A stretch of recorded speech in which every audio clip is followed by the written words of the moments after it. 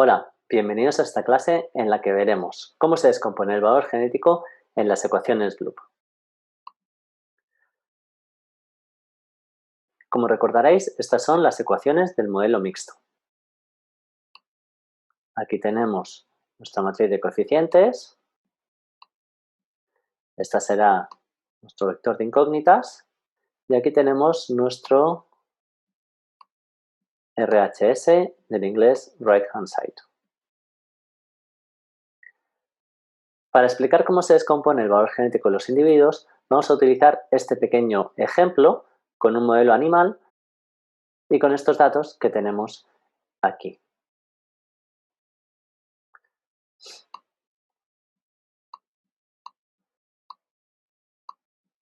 Recordad que el blue puede también expresarse de la siguiente forma: igual a x' beta más z' u más c, donde esta es la parte de los efectos fijos ambientales y esta es la parte de los efectos genéticos aleatorios. En nuestro caso tenemos estos datos, donde tenemos a los animales, en qué granja están, H o M, cuál es su peso y conocemos quién es su padre y quién es su madre, de forma que podemos tener la genealogía. 1 y 2 son los padres de 3 y 3 tiene hijos con 4 que los denominamos 5 y 6. Los efectos, peso sería nuestro carácter y los efectos serían la granja, los efectos que sería un efecto ambiental fijo, el animal que sería un efecto genético aleatorio y el residuo. Si construimos las ecuaciones del modelo mixto nos quedarían de la siguiente forma. La matriz, como sabéis, sería simétrica y este cuadrante sería x', este cuadrante de aquí sería x', aquí, como sabréis, tendríamos z'x, que es simétrica,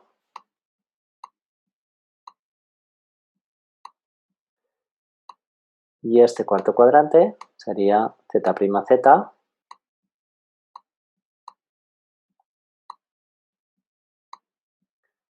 más a la menos 1 por alfa. Esta parte sería x',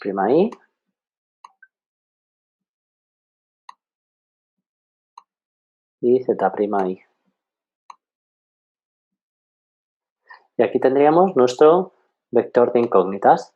En este caso, B1 y B2 serían el efecto de la granja M y la granja H, y aquí tendríamos los valores genéticos de los individuos. Como sabéis, esto es un sistema de ecuaciones y lo que hacemos es multiplicar cada coeficiente por su incógnita. De esta manera vamos a multiplicar los coeficientes de la primera ecuación por las incógnitas. Vamos a hacer lo mismo con la segunda ecuación, lo multiplicaremos por las incógnitas y utilizaremos también la ecuación correspondiente al animal 3, donde multiplicaremos los coeficientes. Como veis aquí, esto es simétrico, esta línea es simétrica a esta, y multiplicaremos los coeficientes por las incógnitas. Si lo hacemos sería 2 por B1 más 1 por U4 más 1 por U5 igual a 395.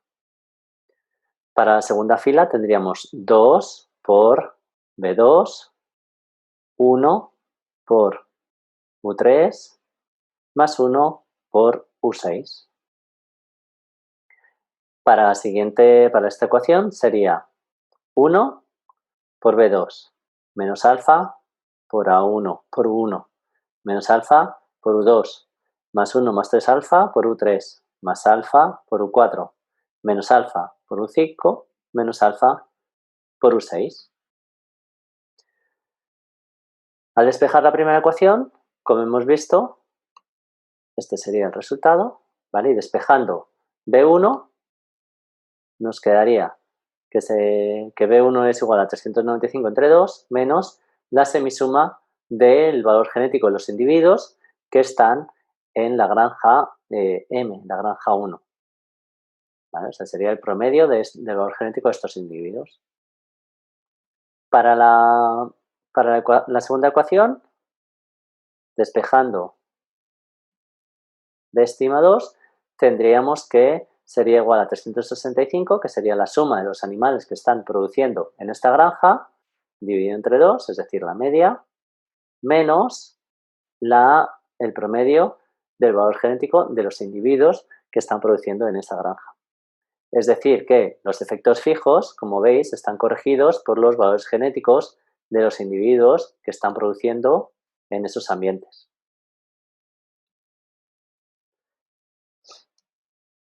Cuando despejamos las ecuaciones para el animal 3, como hemos visto antes, se nos quedaría así.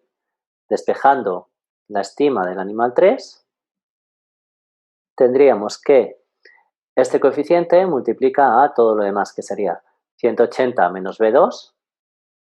180 es el fenotipo del individuo 3, menos B2, el B2 es la estima del efecto fijo donde ha estado produciendo este individuo. Además, le sumaríamos 2 alfa por la semisuma de los padres. La semisuma de los padres, como sabéis, es el índice pedigrí. Y además también intervienen los valores genéticos de los hijos corregidos por la pareja que ha tenido U3 con U4. A modo general, podemos decir que cualquier valor genético, U sub i, U estima sub i, es igual a este factor que depende de alfa y de D. Alfa es igual a 1 menos h cuadrado partido por h cuadrado. Es decir, que alfa depende de la heredabilidad. D es el coeficiente que utilizamos para calcular la inversa en la matriz de parentesco, que es mayor cuantos más progenitores conocemos de este individuo. Si conocemos los 2 progenitores, tenemos 2. Si solo conocemos un progenitor, tenemos 4/3. Y si no conocemos ninguno, tenemos 1. Después, de forma general, tenemos la información propia del individuo. Su fenotipo, le restamos el valor, la estima de los efectos fijos, de los efectos ambientales en los que está produciendo ese individuo. Tenemos la información de los padres y además nos interviene la información de los hijos, que está corregida por la pareja. Como hemos visto, el valor genético está corregido por los efectos fijos y hemos visto también que los efectos fijos están corregidos por los valores genéticos. Por eso se denomina al BLUP un método insesgado. A menor heredabilidad, la información de los parientes es más importante. Como veis aquí, a menor heredabilidad, alfa aumenta.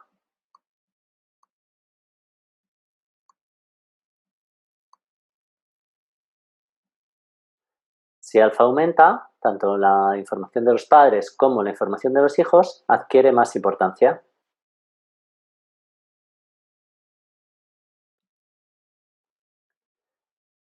Cuando aumenta el número de hijos, la información propia y de los padres pierde importancia.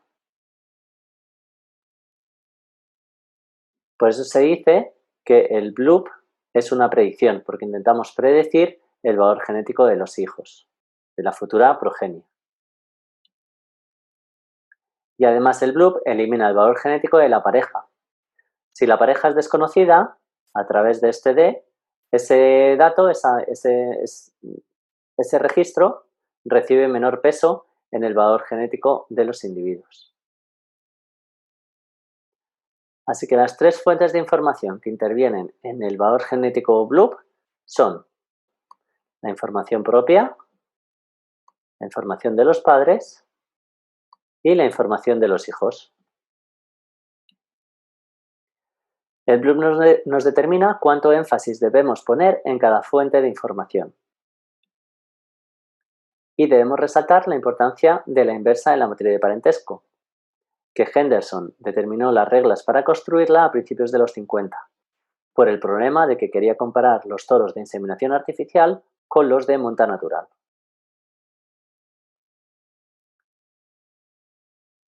Entonces, ¿qué pasaría con los caracteres que se miden solamente en hembras? Los machos, al nacimiento, solo tendrían la información de los padres. Y hasta que no tienen hijas, no podemos empezar a tener una estima más precisa del valor genético de estos individuos.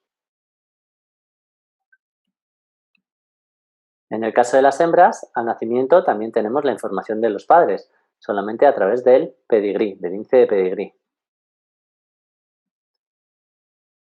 Cuando empiezan a producir, tenemos información propia de estos individuos.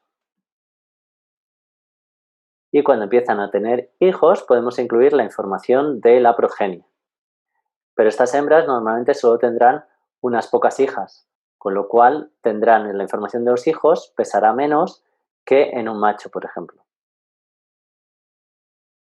Cuando una hembra en vacuno de leche tiene hijas, estas aportan alrededor de un 60% del total de la información del valor genético. Mientras que si tienen un hijo en un centro de inseminación artificial, este puede aportar hasta el 80% del peso de la información en el valor genético de esa vaca, puesto que este hijo va a tener muchas hijas y entonces todas las nietas de esta vaca pesarán mucho en su evaluación genética BLUP, la evaluación genética de la vaca. Podemos decir entonces que en general las pruebas de los machos son más fiables que las de las hembras, puesto que tienen mucha más información a través de su progenie. El peso que le damos a esta información es mayor, que además es lo que intenta predecir el BLUP, cómo será la futura progenie de estos individuos. ¿Algunos aspectos a resaltar? En primer lugar, la importancia de la matriz de parentesco. Nos permite predecir el valor genético de individuos que no tienen dato, a través de sus parientes. Además, nos permite romper combinaciones lineales entre efectos fijos y efectos genéticos, y así resolver el sistema de ecuaciones. Y nos permite comparar animales en diferentes lugares y tiempos. Podemos evaluar a los animales en su medio de producción. Ya no necesitamos estaciones de testaje ni núcleos de selección, como era el caso de los índices de selección que teníamos que poner a todos los animales a producir bajo las mismas condiciones. Con el BLUP, como podemos corregir los efectos ambientales, no es necesario que los animales estén produciendo en el mismo medio de producción. Además, nos permite realizar una evaluación internacional. Por un lado, porque podemos corregir los efectos ambientales que se producen que son diferentes o pueden ser diferentes en cada país, y a través de los machos de referencia que tengan hijas o familiares en diferentes países, podemos unir la información de los individuos que están produciendo en diferentes condiciones en los diferentes países a través de la matriz de parentesco. Así, el BLUP une toda la información posible en un mismo método y podemos resolver estas ecuaciones para poder tener una predicción de los valores genéticos lo más precisa posible. Para finalizar, vamos a repasar las propiedades de las ecuaciones BLUP, del modelo BLUP. B de best, el mejor método, porque tenemos una varianza mínima de las predicciones. Como es una regresión lineal que minimiza el error cuadrático medio, podemos decir que es el mejor predictor. Además, es un método lineal porque la relación entre los fenotipos y los valores genéticos es lineal. Además, es insesgado, ¿vale? La U es del inglés unbiased. Es insesgado porque corregimos los efectos fijos por los valores genéticos y los valores genéticos por los efectos fijos. Y además es una predicción, porque como hemos visto, intentamos predecir el valor genético, el comportamiento de la futura progenie de ese individuo. Y hasta aquí la clase de la descomposición del valor genético a través de las ecuaciones BLUP.